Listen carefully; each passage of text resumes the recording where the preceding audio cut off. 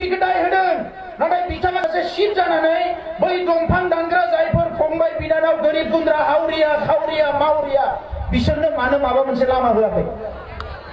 साख्रि हो बेफार फालांगि खालामना जानो फैसा हो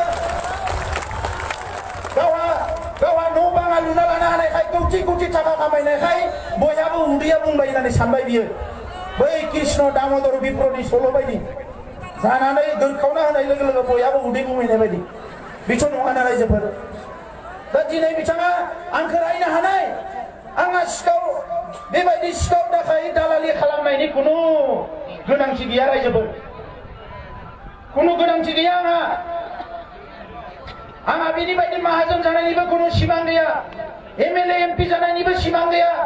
रायजो राजानि खामानि मावनो खाबु मोनदों आरो बेखौनो आं लादों रायजो बिनानै रोजा रोजा सुबुङा थैबाय उन्दै समनिफ्रायनो नुबोदों आरो बिथाङाबो जाय आफादखौ दैदेनदों बिएलटि मोनसे समाव बे बिएलटिआबो आलादा रायजोखौनो बिदोंमोन अब्ला बै समाव बिफ्लादोंसोमोन नामा दिनै जोंखौ बुंदों बिथाङा जों लायनो